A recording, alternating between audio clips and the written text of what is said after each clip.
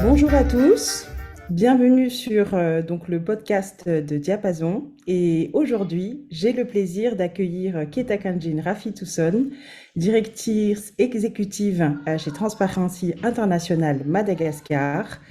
Nous sommes vraiment ravis, Kay, de t'avoir aujourd'hui. Ça n'a pas toujours été simple au niveau du planning, comme tu le sais. Tu es une grande voyageuse et une femme très occupée. Donc bienvenue et merci d'être parmi nous. Bonjour Iriane et puis bonjour à tous. Merci beaucoup de m'avoir donné cette opportunité de discuter un peu avec vous. C'est un plaisir pour moi d'être ici. Avec plaisir. Et puis, j'ai envie de dire, commençons par le début. Je pense que nos auditeurs aimeraient te connaître un peu plus. Alors, est-ce que tu peux effectivement te présenter?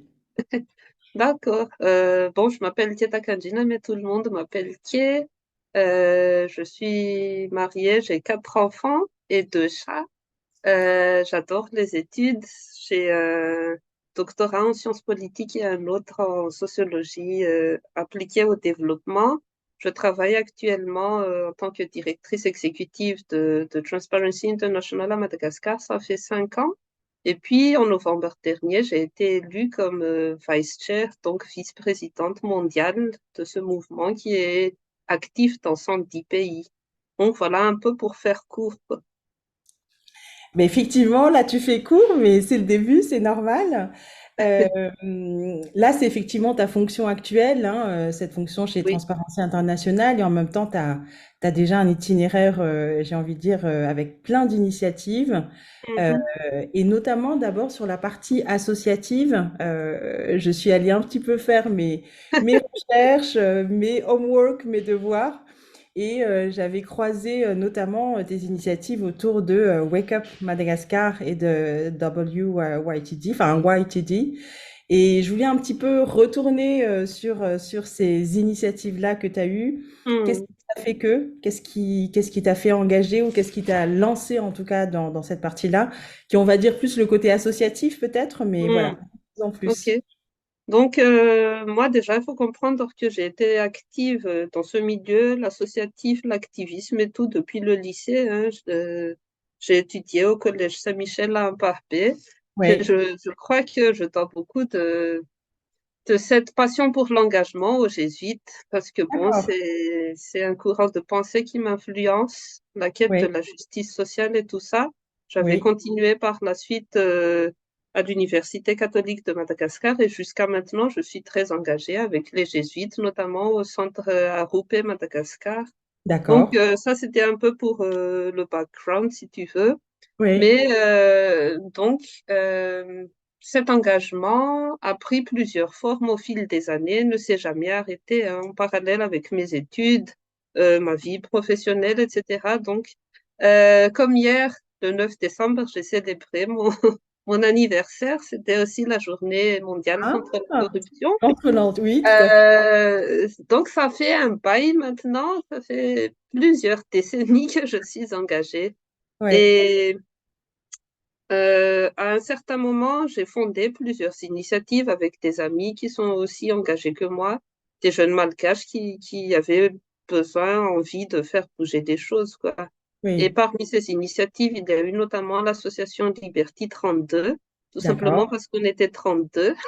Oui, oui. Et cette association, elle existe toujours, hein, qui promeut le volontariat, le bénévolat également des jeunes, D'accord. l'empowerment politique, la participation citoyenne.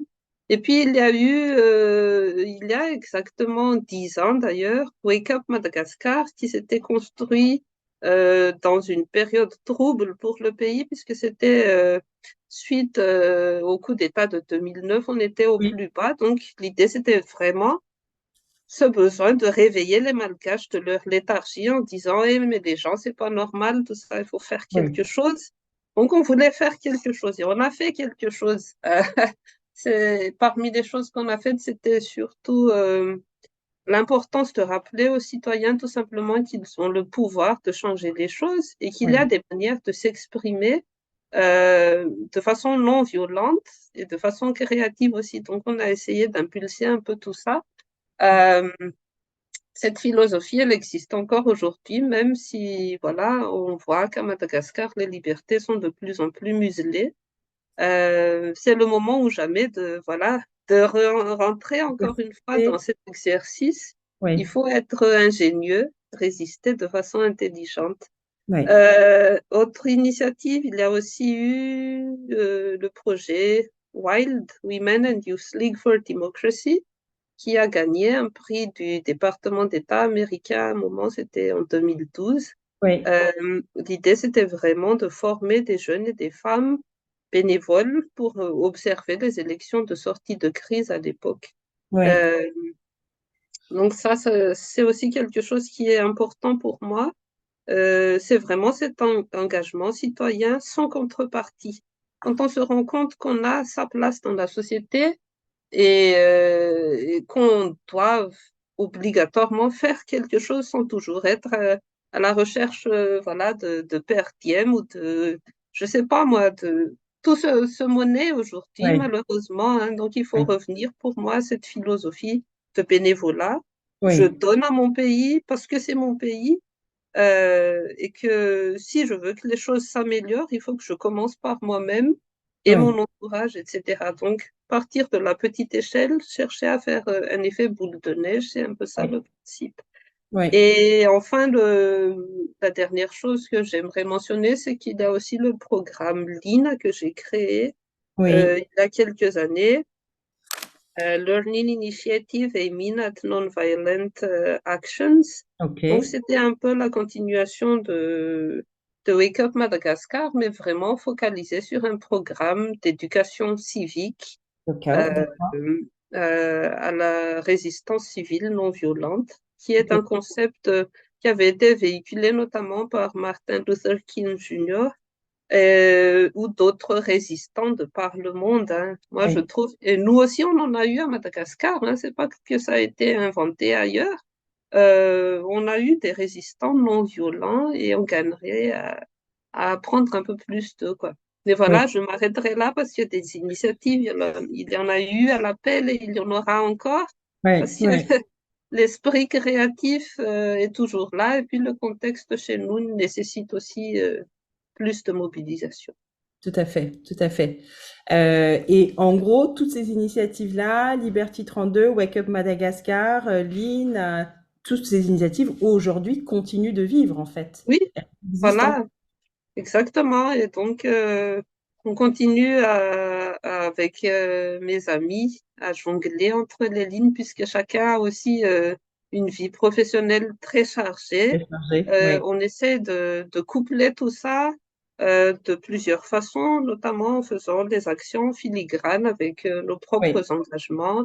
Mais tout est là. Hein. L'idée, c'est aussi de faire les choses dans la durée oui. parce que l'engagement citoyen a besoin de pérennité. On ne peut pas juste s'engager aujourd'hui pour une heure et puis revenir à son train-train quotidien alors que rien ne va dans le pays. Exactement. C'est pas possible. Exactement. Mais en tous les cas, je reprendrai tous les détails de ces groupements, de ces associations. Je ferai en sorte de les mettre dans les notes du podcast, avec les sites web ou les réseaux sociaux sur lesquels Ok, ils peuvent être suivis. Et puis, en tous les cas, moi personnellement, et je pense que je suis pas la seule, notamment à être à l'étranger, il y a ces initiatives dont on n'a pas forcément connaissance en fait. Et donc, il y a, du côté de Diapason, il y a l'idée effectivement de nourrir le débat, mais il y a aussi cette idée de faire engager le citoyen qui est un peu plus lointain, enfin qui est un peu plus à mhm, distance, j'ai envie de dire. Donc, ouais, comme tu dis, il y a différentes façons d'être créatif et de participer à ces actions. Donc, là, je exactement. les ai notés, mais je récupérerai de ta part effectivement vraiment tous les sites web et réseaux sociaux, etc., pour que ce soit marketé, communiqué. Ouais, mais en même temps, ces initiatives-là ne sont pas forcément présentes sur les réseaux parce que pour mille raisons. J'entends. On ne veut pas les brander, si tu vois, si tu Oui, veux. On préfère vraiment aller agir sur le terrain. le Pour terrain. l'INA, par exemple, on a Ouais. vraiment fait le tour des provinces et tout ça. On a produit un manuel, un guide pour les citoyens, etc. Donc, on fait Génial. de l'action directe Oui, sans vraiment chercher aussi cette présence numérique qui, au final, profite encore à trop peu de gens chez nous, hein. c'est Donc, vrai. Oui, mais les initiatives comme Diapason sont excellentes, effectivement, pour faire connaître ces bourgeons d'action, si on veut. oui. Donc, ben, tu seras notre relais, en Bah, quelque écoute, sorte. avec plaisir. Avec plaisir en tous les cas.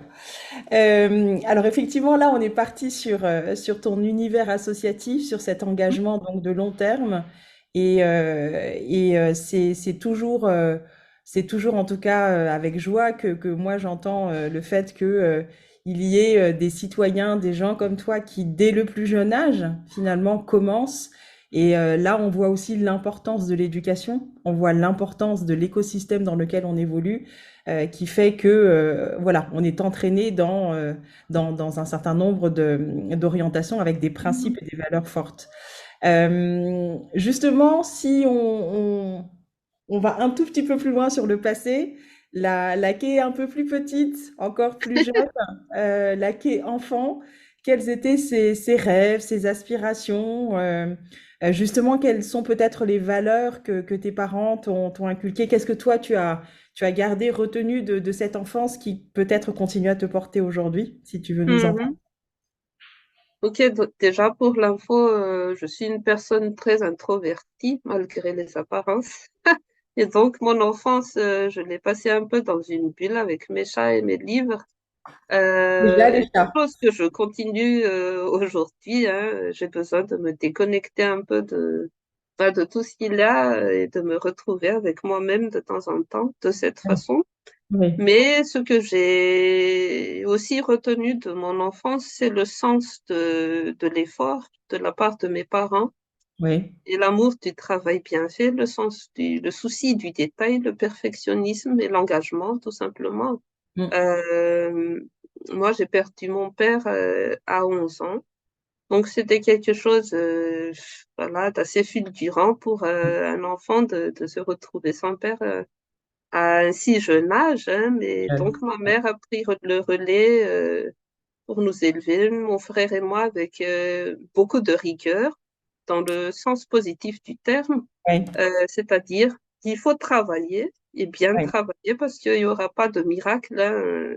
Nous sommes issus d'une famille plutôt modeste, donc pas d'extra ni quoi que ce soit, mais le travail, tout s'obtient par le travail. Et ce que disait ma mère souvent, c'est ce qui mérite d'être fait mérite d'être bien fait. Je pense que si mon frère écoute ce podcast, il va rire en attendant ça, mais c'est resté. oui, Et c'est ce qui fait que qu'on fait les choses. On ne fait pas les choses à moitié. oui, Quand tu t'engages sur quelque chose, il faut le faire, comme je l'ai dit, de façon durable, mais aussi de la façon la plus parfaite possible. Alors, le perfectionnisme, ça a des avantages, mais aussi des inconvénients. Et je pense que mes collaborateurs aussi vont sourire en coin lorsqu'ils vont entendre ça, parce que, bon, chaque virgule mal placée ou voilà, tout importe. oui, oui, Ça prend du temps, mais c'est important parce qu'il y a aussi ce souci de la qualité. Donc ça, c'est une chose vraiment qui m'a marqué, que ma mère m'a transmise. Et oui. puis, ce sens de l'engagement, comme je l'ai dit, ma mère était très investie euh, dans le milieu associatif aussi. D'accord. Et j'ai beaucoup appris par l'exemple, hein, tout simplement. Et ce qui est intéressant, c'est qu'on avait tous dans la famille nos propres engagements, quoi. Ok. Un trio fusionnel, donc ma mère, mon frère et moi, chacun Ouais, avions nos activités. Et ouais, c'est un ciment, voilà, qui permet aussi de souder la famille sur une voie, peut-être un peu plus engagée que dans les schémas normaux, hein, je sais oui, pas. oui, oui, Ouais. oui. D'accord. Bah, en tout cas, merci. Ça résonne sur plein de choses. Et effectivement, quand tu parles d'introversion, J'ai récemment lu un livre, je ne sais pas si tu le connais, qui s'appelle Quiet People. Ouais, bien sûr. The Power of the Quiet. The Mhm. Power of the Quiet, et je crois que tu dois t'y retrouver souvent. Effectivement. Je ne suis pas loin de ça non plus, je trouve, de ce besoin de se retrouver avec soi-même, la fameuse chambre de Virginia Woolf où Ben, c'est ça. voilà, tu as besoin de te ressourcer et de te retrouver avec toi-même. Et en tous les cas, bravo pour ces initiatives. Et effectivement, on voit bien que ce côté héritage, les valeurs par l'exemple de nos proches, de nos parents, nous marquent. Et en tous les cas, ça a été ton cas et ça continue à être le cas aujourd'hui. Alors, euh, passons maintenant, j'ai envie de dire, non pas à l'actualité immédiate, Diapason a plutôt cette ambition de construire effectivement sur le long terme et de nourrir le débat sur le long terme, mais en même temps en se fondant forcément hein, sur ce qui se passe aujourd'hui. Mais en tous les cas, je voudrais revenir sur tes combats, Mhm. sur tes batailles, sur la vision que tu as aujourd'hui par rapport à la vision long terme, en tous les cas, que tu as par rapport à la situation actuelle. Et on en avait un petit peu discuté toutes les deux. Il y a cette Ouais. fameuse, il y a ces fameuses orientations en fait que tu as qui sont très très fortes sur le côté, sur la partie vivre ensemble par exemple, Mhm. sur ce contrat social. Moi, je trouve que ce sujet est passionnant et ça mériterait une, deux, trois masterclass, j'en sais rien, mais en tous les cas, Oui. c'est passionnant. Et évidemment, cette quête de la justice sociale, ce côté lutte anticorruption. Donc voilà, j'aimerais que tu nous en dises un petit peu plus sur Mhm. ces piliers ces notions que tu considères comme Mhm. piliers et comme nécessaires par rapport à la construction de la nation peut-être qui est en cours Oui, euh, oui. et qui doit être aussi nourri par différentes idées et en tous les cas qui doit être exécuté petit à petit aussi par des institutions, par des gens, Mhm. par des associations. Voilà, si tu peux nous OK. développer un petit peu cette conjugaison tripartite qui est forte pour toi et qui est importante pour toi. Oui, oui. Donc, à la base se trouve pour moi cette quête de justice sociale, effectivement.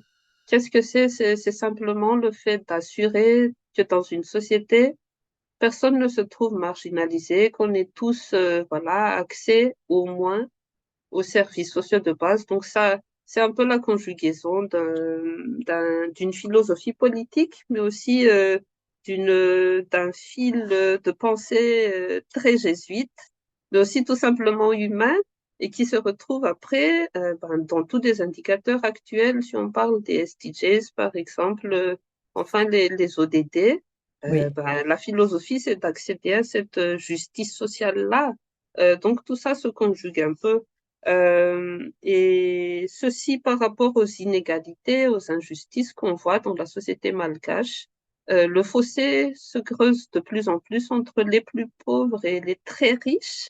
Et c'est la quête de la justice sociale consiste à trouver les moyens de réduire ce fossé-là, à créer, à recréer un équilibre. Et cela peut se faire de plusieurs manières, hein. Bien sûr, à travers l'éducation, la dotation d'opportunités égales pour tous, euh, l'égalisation des chances aussi, mais ça se passe aussi au niveau politique parce que la justice sociale ne pourra jamais être atteinte si on vit dans un régime extractif. Donc oui, les choses se complètent, hein, si la démocratie au final beaucoup la conjuguent à plusieurs sauces, mais la démocratie, c'est juste la quête aussi de cette égalité, hein. La philosophie, si on remonte au tout début de la naissance de la démocratie, c'était vraiment ça, doter toutes les couches sociales, oui, toutes les composantes de la société des mêmes droits. Donc c'est ça le gros idéal à oui, poursuivre. oui, Après, il faut qu'il y ait un régime politique qui soutienne cette philosophie-là et dans ce régime-là, il ne faut pas oublier la participation citoyenne qui est la base et en partant du postulat selon lequel c'est le peuple qui est souverain. Donc, ce sont des citoyens qui sont des détenteurs du pouvoir. Donc, Oui, déjà là, on voit, et c'est de là que naît le contrat social, en fait, parce que si le peuple détient le pouvoir, dans le régime démocratique représentatif du moins, oui, ces citoyens vont aller prêter le pouvoir aux élus. Et c'est là que se construit le contrat. oui, Les électeurs vont dire à l'élu, voilà, on te prête le pouvoir pour telle période de temps. Il y a un cahier des charges bien défini.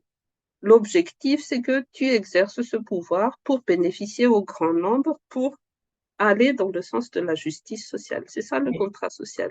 oui, Et si tu ne fais pas ta part, on reviendra, voilà, te poser des questions. C'est le concept de redevabilité. Et oui, puis, il y aura une sanction sociale à la fin. Ce sont les élections. Celui qui ne remplit pas son devoir va donc être sanctionné par les détenteurs, les véritables détenteurs du pouvoir, que sont les citoyens. Ça, c'est la oui, théorie du contrat social. oui, Malheureusement, chez nous, bah, voilà, sans entrer dans les détails, on le sait tous, cette pratique du contrat social gagnerait à être améliorée. C'est une philosophie qu'il faut enseigner, je pense, dès le plus jeune âge, à l'école aussi, oui, pour que ceux qui ambitionnent d'exercer une quelconque fonction administrative ou politique s'imprègnent de cette philosophie et s'en rappellent le moment venu en se disant, ah oui, c'est vrai, je ne suis pas le maître du monde.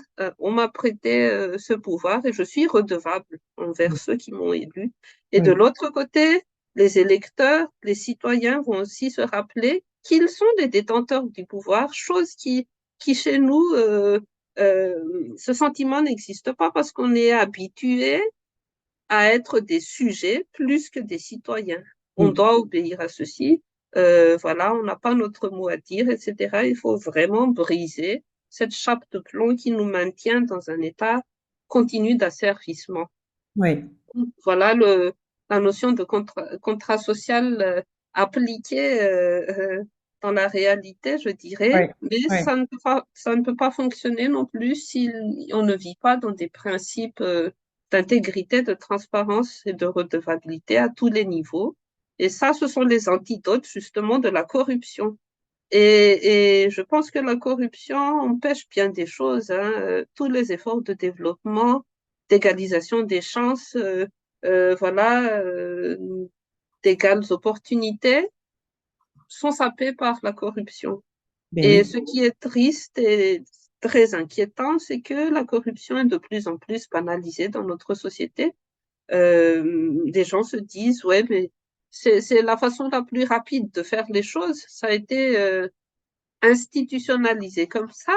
oui, Et le fait que les grands scandales de corruption qui entachent les affaires publiques restent dans une totale impunité n'encourage pas cette débanalisation de la corruption, puisque, exact, bon, voilà, les observateurs vont dire, ouais, mais c'est bien beau de dire qu'il faut lutter contre la corruption, etc., mais regardez, un tel, il a bâti sa fortune sur la corruption, il n'est pas inquiété, pourquoi est-ce que moi j'irais changer mes façons de faire? C'est ça le gros défi, je dirais. oui, Donc, tout ça, cette idée de quête de justice sociale, elle doit évoluer aussi et s'ajuster au contexte national.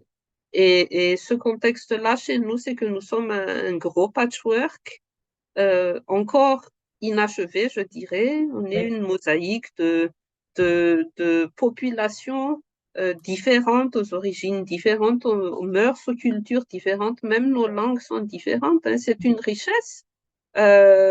Il ne faut pas chercher à noyer tout le monde sous le malgache officiel. Ça, c'est déjà, c'est quelque chose qu'il faut reconsidérer absolument. Par exemple, dans le système éducatif, ça a été prouvé scientifiquement. On apprend plus facilement dans sa langue maternelle. Et dans les autres provinces, dans les autres localités, le malgache officiel n'est pas leur langue maternelle, hein. oui, oui, Donc, on gagnerait déjà, ça c'est peut-être un détail infime, mais c'est déjà un exemple concret d'action à entreprendre. Pourquoi est-ce qu'on oui, ne déclinerait pas le programme scolaire dans plusieurs dialectes Oui, afin de, encore une fois, d'égaliser les chances. Je sais oui, que ça se fait déjà à certains niveaux, mais ça gagnerait à être un peu plus généralisé parce oui. que ça permet aussi de valoriser cette richesse culturelle, cette diversité culturelle qu'on a. Et Mm. s'il y a cette valorisation, ben, on se regarderait moins en chien de faïence, peut-être. On gagnerait plus à découvrir l'autre malgache. Moi, malgache, je découvre l'autre malgache aussi.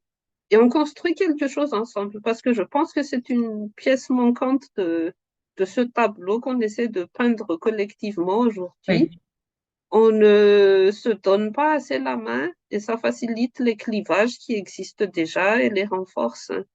Et, et on ne sait pas où on va ensemble. On va voilà, dans le fossé collectivement, oui, sans qu'on résiste, qu'on fasse quelque chose. Et donc, ce vouloir vivre ensemble, cette construction de la nation, je pense qu'il est grand temps vraiment de lui accorder plus de place.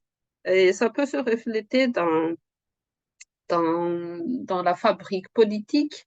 Les constitutions successives, finalement, de Madagascar n'ont jamais donné la parole aux citoyens, hein. Ça, il faut le dire. Qu'est-ce que les Malgaches veulent comme système politique? oui. Comment est-ce qu'on veut être gouverné par ceux à qui on a prêté le pouvoir? On ne met pas en place des mécanismes de contrôle citoyen, c'est pas reconnu du tout dans la Constitution. Il n'y a pas une seule mention de la notion de société civile dans la Constitution, pas C'est fou. une seule fois. Ouais. Pour moi, ça veut dire quelque chose, hein, et c'est triste. Oui, Donc, tout ça, c'est à reconsidérer. Si on veut avancer ensemble, il faut qu'on prenne le temps de se poser un instant, de faire le bilan et de dire, mais c'est quoi le plan qu'on dessine ensemble alors? Quelle oui, est notre feuille de route collective? Où est-ce qu'on va? oui. Parce que ça peut pas continuer comme ça. On ne Alors, peut que tu as raison. régresser dans le schéma actuel, Ouais. dans le scénario actuel, si on ne remédie pas à tous ces manquements. Et ça en fait des chantiers. Ça en fait des Voilà. chantiers, ça en fait des chantiers parce que, tu l'as dit, ça commence déjà par cette base de se connaître. Donc chacun, Mhm. dans nos différences, de se connaître, de mieux se connaître, et ensuite, effectivement, d'avoir un enseignement général dans toute l'île, mais qui soit à minima personnalisé, effectivement, pour que ce message d'apprentissage, justement, puisse grandir dans chacun d'entre nous. Mhm. Moi, par exemple, je ne savais pas qu'il y avait déjà des initiatives qui vont dans Si. ce sens, donc c'est une excellente nouvelle. Donc effectivement, c'est à développer et ensuite, en tous les cas, tu vas au fond du problème parce que effectivement, on ne peut pas non plus aller dire qu'on va construire une démocratie, qu'on va construire une nation, si cette base d'apprentissage n'est pas en fait construite dans ses fondations. Souvent, on va nous dire oui, mais pourquoi vous allez finalement donner à lire un livre d'Hegel ou un livre de Kant à quelqu'un qui finalement n'a pas encore suffisamment à manger.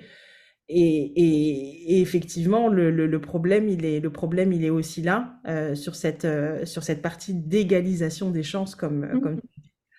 euh, je crois qu'on va, je crois qu'on va avoir l'opportunité de revenir sur toutes ces couches et toutes ces strates que tu as citées. Et c'est là où je trouve que c'est intéressant, notamment en tous les cas aussi nous, dans ce qu'on fait chez Diapason, c'est de reconnaître cette interconnexion euh, inévitable et en tous les cas fructueuse entre les différents domaines. Et Mhm. quand tu parles effectivement de société civile absente aujourd'hui dans la Constitution, c'est effectivement, ça interroge. Ça interroge et c'est parlant par rapport à... Ça donne, voilà, ça reflète bien la symétrie de pouvoir qui existe à Madagascar, puisque Oui, faut se rappeler que la société civile n'est qu'un intermédiaire entre oui, l'État et les citoyens. Donc, oui, c'est une sorte de pont d'interface qui va aller entre les deux parties et permettre aussi une circulation de l'information en même temps, mais aussi aider dans l'interpellation, le balisage de ce qui ne va pas, apporter aussi des réformes constructives, des suggestions Oui, et militer pour les droits des citoyens et l'intérêt général, mais il n'y a aucune considération pour ce travail de la société civile à Madagascar et ça se voit dans tous les discours des dirigeants. Hein, pourquoi cette société civile, etc. quel est son Donc, poids, quel voilà, est son apport? et c'est cette asymétrie du pouvoir qu'il faut aussi briser. Oui, C'est ce qu'on répète toujours, la société civile ne se présente pas en ennemi, on est là pour faciliter, si on va dire, ce contrat social justement qu'on essaie oui, de mettre en place dans la société. oui, Et quand il le faut, c'est ce que je dis toujours, le rôle de la société civile, c'est d'être un watchdog, observer et puis interpeller lorsqu'il le faut, donner des solutions. Mais le dog ne fait pas que watcher, hein. Si personne ne réagit lorsque, voilà, on cite, on, on interpelle et qu'on lance des solutions, ben, au oui, final, le dog, il va te manger. C'est ça le, c'est ça exactement. l'idée. Puis, afin d'éviter d'en arriver là, puisque la société civile n'a aucune ambition de conquérir le pouvoir, c'est aussi quelque chose qu'il faut absolument démystifier. Oui, La raison d'être de la société politique et des partis politiques, c'est la conquête du pouvoir. La société civile, elle milite pour l'intérêt général, pour les intérêts particuliers, mais c'est la somme des intérêts particuliers qui donne l'intérêt oui, général. oui, Et donc, faut arrêter de penser que tout ce qui ambitionne, enfin, tout ce qui alimente l'action de la société civile, c'est le désir de pouvoir. Pas du tout. Mais par contre, l'action de la société civile peut avoir des dimensions politiques, puisque tout est politique, hein, des politiques publiques, la façon de gouverner, et même les relations sociales sont toutes, voilà, reliées à la politique dans la oui, notion de gestion de la cité. C'est le oui, sens oui, fondamental de ce qu'est oui. la politique. J'aime Donc, ce bien, n'est pas un crime, ouais, voilà, mais j'aime bien ce que tu dis sur cette dimension de la société civile et sur cette fonction, on va dire, initiale de la société civile qui n'est pas forcément, ou qui n'est pas du tout d'ailleurs, d'aller effectivement conquérir le pouvoir. La c'est ça. conquête du pouvoir, elle est politique, elle Mhm, n'est pas du côté civil. Et c'est vrai que, euh, on va dire, dans cette île qui est la nôtre et qui est encore jeune sur on va dire, la distinction des rôles, les choses sont très confuses. Et donc, dès lors que certaines associations ou certains individus, certains groupements commencent à avoir ces rôles de watchdog dont tu parles et avoir des rôles de force de proposition, par exemple, il y a en face tout de suite une sorte de d'étonnement ou alors d'assimilation directe de ça va aller vers la politique. Non, oui, ces idées pourront être reprises par le politique, mais la voilà. société n'est pas là pour conquérir le pouvoir. Ce n'est pas son idée première du tout. Et ça, je pense que c'est quelque chose qu'il faut rappeler fortement, encore plus dans la période ou dans les périodes de crise que l'on vit très régulièrement, puisque ça a malheureusement l'inconvénient de freiner aussi l'énergie de la société civile, en fait, par moment. Parce qu'il y C'est a... fatigant, hein. C'est très frustrant, en fait, d'évoluer dans un tel système où tout acte, toute action voilà, va générer une certaine suspicion. Mais Oui, si on en est arrivé là aussi, c'est que il y a eu beaucoup de recyclage bien politique, on sûr, va dire, de c'est vrai. personnalités de la société civile. Donc, il y a des va-et-vient. Oui, Ben voilà, les gens finissent par se demander.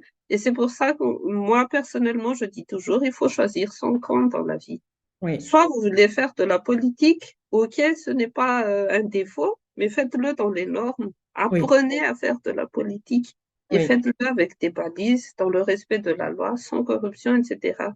Si vous ne voulez pas faire de la politique, vous voulez vous engager dans la société civile, tant mieux, mais ne franchissez pas la barrière. En tout cas, moi, oui, voilà, que chacun fasse bien son travail et sa part dans le camp qu'il a choisi, voilà, les choses pourront peut-être s'améliorer.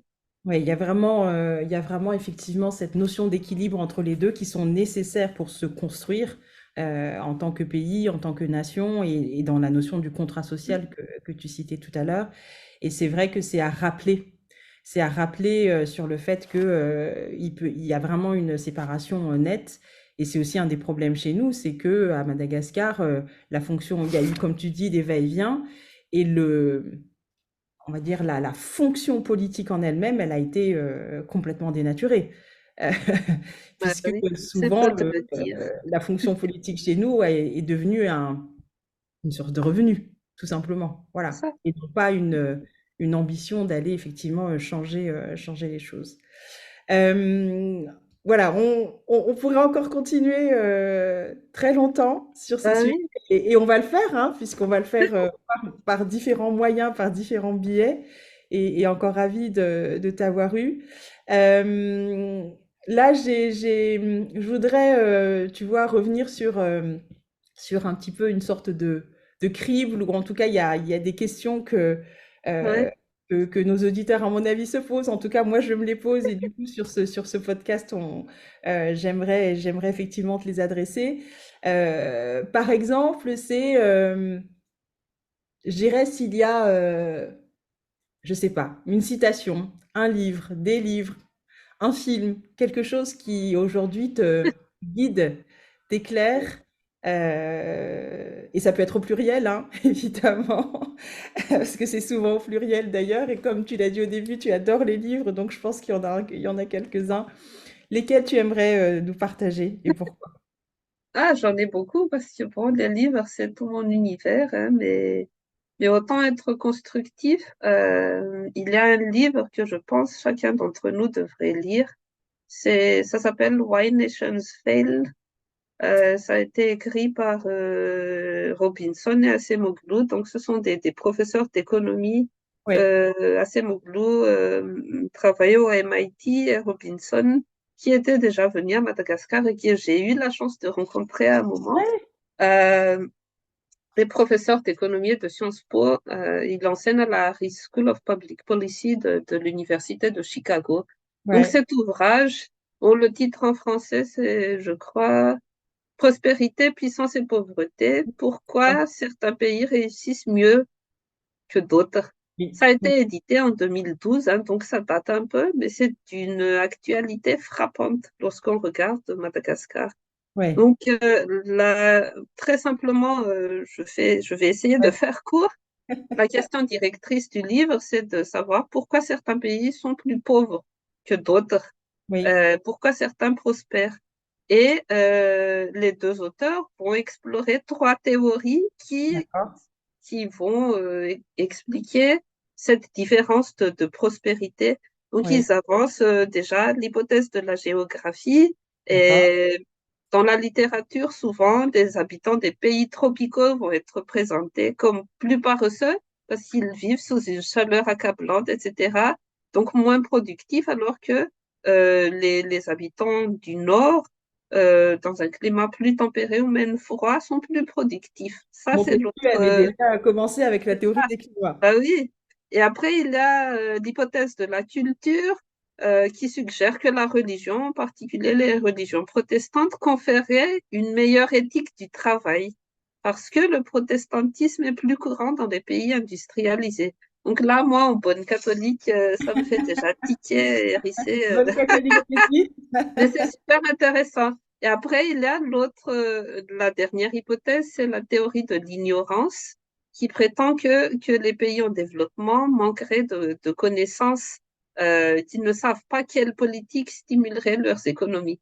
Alors, Robinson et Acemoglu expliquent ces théories et les démontent une par une. Ils ont Ah, démontré en comparant les pays, plusieurs pays sur la durée, que euh, ces théories sont totalement farfelues et que ni la géographie, ni la culture, ni l'ignorance ne suffisent à expliquer l'échec des nations. Bien intéressant. sûr, il y a des traits à prendre par-ci, par-là, mais elles ne justifient pas cette explication. Et ils inventent une dernière idée qui Oui, est ce qui est de plus intéressant pour moi. c'est qu'ils disent, ce sont euh, l'explication, elle est simple, hein. La différence entre les pays riches et les pays pauvres résiderait pour eux dans leurs institutions économiques et politiques qui peuvent être soit extractives, soit inclusives. Donc, les Ah, pays qui prospèrent ont des politiques inclusives qui encouragent une large participation à l'économie. Voilà, les pays inclusifs sont aussi pluralistes. Ce pluralisme, il fait référence à une institution où chaque intérêt est représenté. Donc, c'est cette oui, notion d'inclusivité. oui, oui, Et ce pluralisme entraîne un partage du pouvoir, ce qui empêche la concentration des richesses, tout simplement. Alors que dans les États faillis comme le nôtre, malheureusement, ce sont oui, des politiques extractives qui sont mises en place. oui, Elles tendent à exploiter les revenus d'un groupe, souvent des classes inférieures, et ce revenu va être redistribué à un autre groupe qui est généralement une élite riche. Donc, c'est un choix idéologique, un choix politique et économique qui explique pourquoi certains pays sont plus riches que d'autres. Donc, oui, ça, c'est une lecture que je recommande vraiment aux oui, économistes, aux dirigeants, à tous ceux qui sont intéressés par la politique et la question de pauvreté, parce que ça nous permet de disséquer. Je ne dis pas que les auteurs, que c'est une parole d'évangile, hein. Il faut bien sûr d'accord, se mettre dans notre contexte national, exactement, etc. Mais exactement. c'est quelque chose qui est très puissant pour moi et on gagnerait à avoir plus de ces réflexions-là. On se dit souvent que l'économie, c'est compliqué, mais non, l'économie, c'est juste, il faut juste regarder le microcosme dans lequel on vit. On fait une analyse des stakeholders, des parties prenantes, et on arrive très vite à la conclusion, mais qui en fait s'enrichit sur le dos de qui en employant quels Exactement. moyens, dont la corruption. Et Oui, voilà, on fait, c'est ça aussi l'économie de la corruption qu'il faut absolument casser encore une oui. fois. Donc ça, c'est quelque chose d'important. Des films, des livres, des citations, mon Dieu, j'en ai des milliers. Mais pour la petite histoire, je suis une grande fan de la saga du Seigneur des Anneaux. Quelque Ah, chose qui... Donc Tolkien, c'est ce qui me fait vibrer, si vous ouais, voulez. ouais, Euh, Parce que dans cette histoire, ça reflète une certaine unité encore une fois, pour cette justice sociale oui, entre des éléments, des personnages qui sont tout à fait différents, qui ouais, proviennent de nations différentes aussi, ouais. mais qui vont arriver au prix d'une lutte acharnée, hein, et beaucoup de pertes à atteindre leurs objectifs. Donc, c'est quelque chose pour moi qui est sublime, quoi. C'est Qui la résonne, philosophie, ouais, ouais, tout qui ça. résonne beaucoup Et chez toi. puis, et voilà, dernière anecdote, parce que souvent les gens me prennent pour... enfin, je suis sérieuse, hein, je suis une personne sérieuse, mais Tout j'écoute à fait, aussi qui beaucoup t'inquiète pas. de hard rock. L'un de mes C'est groupes vrai? préférés, c'est Metallica. Je Ouais. connais toutes leurs chansons par cœur, et ça m'avait Waouh, permis d'apprendre l'anglais d'ailleurs. c'est Puis je clair. suis Non, mais passée à c'est Eminem des à un Beatles. moment. Donc, du nord au sud, voilà, tout se conjugue. Ouais, Et non, c'est juste pour dire qu'il faut aussi être curieuse, éclectique et voilà, explorer tout ce qui existe parce qu'on peut pas juste être catégorisé voilà, sur une liste. Quand une personne est comme si elle est forcément comme ça, comme ça, ouais, comme ça, il faut arrêter les préjugés. Et ouais. ça, c'est déjà un apprentissage qu'on doit faire chez nous. Parce que dans notre société, aïe, aïe, aïe. Oui, c'est clair. Non, mais en tous les cas, là, quand je t'écoute, c'est effectivement c'est agréable parce euh, que ce soit Why Nation Fails ou là, ce que tu racontes sur Metallica ou Le Seigneur des Anneaux, on est vraiment dans il faut briser les biais. C'est Euh, ça. il faut briser les gros préjugés, les gros a priori là sur les climats, sur le protestantisme, parce qu'un certain écrivain avait écrit que. Donc, non, bah non, effectivement, tout est questionnable et on peut finalement aussi, en tant qu'individu, être quelqu'un d'éclectique. Oui, Être tout à fait. quelqu'un qui effectivement a des goûts complètement hétérogènes et ça ne Mhm. remet en rien là en question. Au contraire, justement, c'est là où on est enrichi de sa diversité. Donc, merci en tout cas de partager ces anecdotes avec nous. Et il y a une question, moi, que j'aimerais aussi te Oui. poser, c'est qui d'autre, pareil, au pluriel comme au singulier, qui d'autre tu nous inviterais à convier à ce podcast? Tu connais énormément de gens engagés comme toi sur des sujets différents. C'est peut-être des gens controversés pour certains, des gens qui sont complètement en C'est ligne sûr. avec ce qu'ils pensent. Mais l'idée, c'est ça aussi de nourrir le débat, c'est de pouvoir être capable d'entendre la différence chez l'autre et ce que l'autre a proposé ou sa vision. Voilà, qui d'autre tu nous inviterais à convier ici?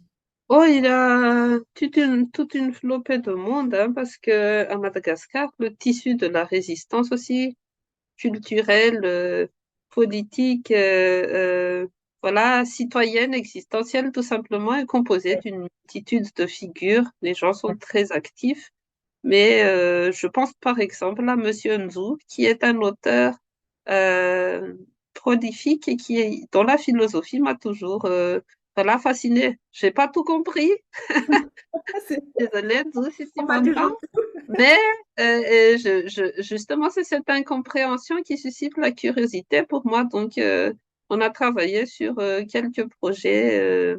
Il y a un certain moment, je pense que ben, le public gagnerait à mieux Ok, le, le connaître. Il y a ok, aussi des personnalités comme Marie-Christine Cool, qui est très engagée dans tout ce qui est lutte contre le changement climatique, mais oui. qui est aussi, bon, elle se définit comme écoféministe, hein, et je lui laisserai le soin d'expliquer ça, Ça veut dire, peut-être dans un ouais, épisode de Diapason, mais elle est très intéressante. Il y a super. la Reina Rangiarmanan qui dirige Liberty 32, dont j'ai parlé tout à l'heure, Ah, depuis maintenant plusieurs années, et qui a un profil époustouflant. Ce sont tous mes amis, donc euh, génial. voilà, j'aime bien évoluer dans ce cercle. Il y a Raoult Ndiamanambe Oui, aussi, le rédacteur en chef de Politica. ok. Il y a Papa Rakutoarsu qui, je pense aussi, a un profil intéressant. Et papa et moi, on partage le même anniversaire, ce qui fait qu'entre Sagittaires, on se comprend. Ah, Mais lui, là, c'est un politicien, hein, et moi, en général, les politiciens, c'est hors de ma zone, voilà, out, quoi. là tu mets la Mais barrière papa, bien mais nette. papa, c'est un peu l'exception parce que il a fondé l'Antuk Politique à Mathieu. Et Ah, rien que ce concept, pour moi, signifie quelque chose. Je ne vais pas dire que j'abonde dans son sens ou quoi que ce soit, mais il gagnerait à être écouté pour qu'il oui, puisse aussi expliquer sa vision des choses. tout à fait. Euh, il y a Mial Mapian qui travaille avec moi et qui est la rédactrice en chef de notre magazine de journalisme d'investigation anticorruption qui s'appelle Malin. Oui, Elle a aussi beaucoup à raconter. Il y a Edvira Zafnjanev, qui travaille pour la FES, qui est docteur en communication. Beaucoup de d'accord. choses à dire. Il y a Boulatina Raveloachmis, très engagée sur diverses causes, dont Autisme Madagascar pour la promotion des gens différents. Wow, Euh, on est vraiment dans un tissu associatif vibrant à Madagascar. Et donc, il faut une plateforme, et je pense que cette plateforme, on l'a un peu trouvée à travers Diapason. Donc, merci pour ceci. Et il y a les aînés, hein, tous ces gens sont un peu plus jeunes, mais il y a aussi Emerson Angenasaf et Angiane Chassaf, qui est une inspiration pour nous tous. d'accord. Je n'ai pas toujours compris non plus ce qu'il dit en tant qu'anthropologue, mais c'est encore une fois, c'est ce qui exerce Oui, cette fascination. Il y a Ralson Nanjemanjam, le oui, coordonnateur du CEFAFI. Donc, on oui. pourrait passer voilà, une journée entière à énumérer toutes ces personnes qui comptent pour C'est moi. génial. Les amis, si j'en ai oublié, désolé, hein, c'est pas contre vous, mais c'est qu'on est un peu pressé par Oh, le temps. ils seront pas oubliés et tu les écouteras par après, j'en doute pas, mais en tous les cas, ça nous fait un super programme, on est Euh, ravis.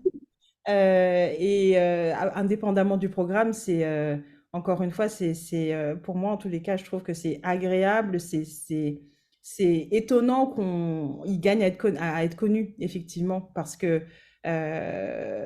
c'est vrai, nous sommes à distance, c'est vrai, nous sommes pas à Madagascar, mais il y en a un certain nombre qu'on ne connaît pas du tout, en fait, et dont on ne bah, connaît pas effectivement, comme tu dis, la vision, les actions, et ça gagne à l'être pour pouvoir nourrir le débat, confronter les choses, construire cet équilibre. Euh, il est 11h56. On aura dépassé un petit peu, mais c'était un grand plaisir. Si tu avais un dernier mot, le mot pour la fin, en tout cas pour aujourd'hui, qu'est-ce que tu souhaites peut-être transmettre aussi, à toi de voir, mais voilà, je te laisse conclure le euh, podcast ouais, d'aujourd'hui. je dirais juste qu'il faut pas qu'on baisse les bras. C'est un peu une analyse de mon état d'esprit personnel depuis après les élections, hein, parce que de notre côté, on a vraiment essayé de voilà, promouvoir plus d'égalité, plus de Ouais, transparence, moins de corruption, etc. Les résultats sont tels qu'on se retrouve un peu frustré et découragé. On aurait tendance à voilà, baisser les bras. Beaucoup me oui. disent ouais, voilà, mais pourquoi Ah tu bon? restes, pourquoi tu pars pas, etc. Tu pourrais faire autre chose ailleurs. Ce n'est pas une solution. Enfin, pour moi, ce n'est pas encore une option, du moins pour le moment. Hein, j'en sais rien dans le futur. Mais j'aimerais juste dire qu'il faut pas qu'on se décourage parce que la vie n'est pas faite que de succès, mais qu'on apprend aussi des difficultés, on se forge sur les difficultés. La vie n'est pas un long fleuve tranquille, c'est peut-être cliché de dire ça, mais pourtant c'est la réalité. Donc il y a des jours où tout est vraiment noir. On se dit, mince, quoi, est-ce que ça vaut le coup de continuer ou je sais pas. Mais il faut trouver cette petite lueur qui va nous faire, euh, qui va nous aider à reprendre le poil de la bête et puis à continuer. Parce que on ne peut pas être simplement égoïste, hein, même si on a notre petit espace personnel, notre petit confort. Il y a aussi la multitude, il y a le grand nombre qui vit dans une totale injustice et qui se fait exploiter dans notre pays. On se doit de faire quelque chose, donc allons-y, que chacun fasse sa part. Et il n'y a pas de contribution minime ou moindre. Chaque contribution, chaque engagement vaut la peine d'être valorisé. C'est comme ça qu'on va tisser notre petite toile d'un Madagascar meilleur, tout simplement. Moi, j'y crois encore, en tout cas. Merci. Merci, Kay. Merci beaucoup pour ces mots d'encouragement et ces mots qui, effectivement, j'espère, résonneront. En tout cas, chez moi, ça, c'est le cas, et résonneront chez nos éditeurs. Oui, il ne faut pas baisser les bras. C'est euh, c'est un moment compliqué où on aurait tendance à se dire, j'ai essayé et ça n'a pas marché et passons à autre chose. Donc, Oui. merci pour ces encouragements. Et en tous les cas, je te dis à bientôt. Merci, Ryan, et bonne chance, À toi. Diapason. Merci d'exister. Bye Merci à bye. toi. Et puis merci et puis bonne chance, bon courage pour la session d'aujourd'hui Mhm. par rapport à ta présentation. À D'accord. bientôt. Merci beaucoup. Bye bye. Ciao.